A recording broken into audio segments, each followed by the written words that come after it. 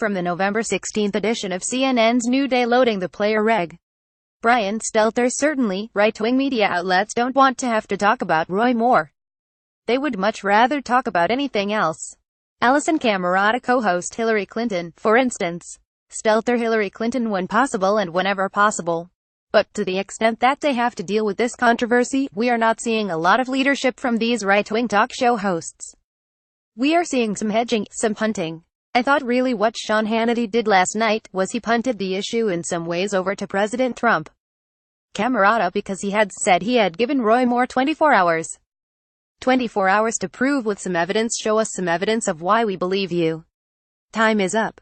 STELTER, time's up, and yet at the end of the hour, Hannity said it's going to be up to the voters of Alabama. That is true, but also the cliche that I see a lot of commentators holding on to.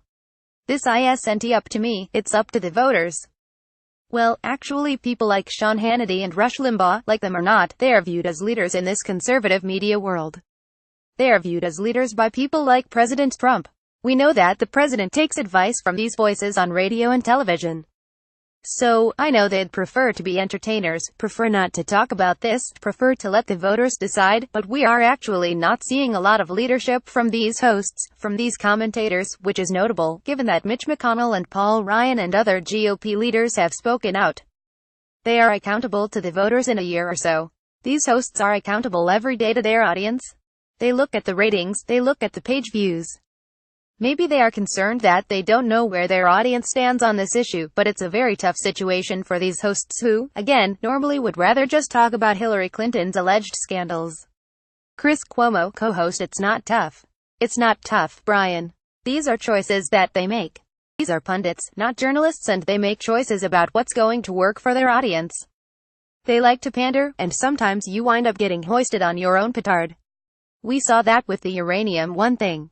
So, Shep Smith decides to do what we do all the time, which is to test what an allegation is about one of these things.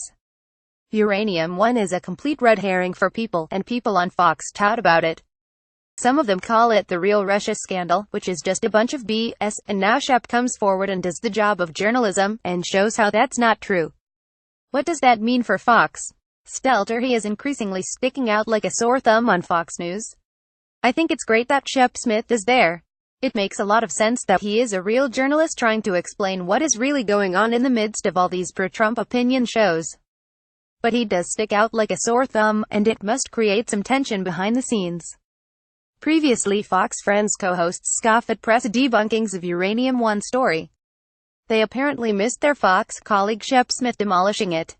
Roy Moore attempts to explain away UAL assault reports by writing open letter to Sean Hannity. Fox News Shepard Smith debunks Uranium One lie peddled by his own network.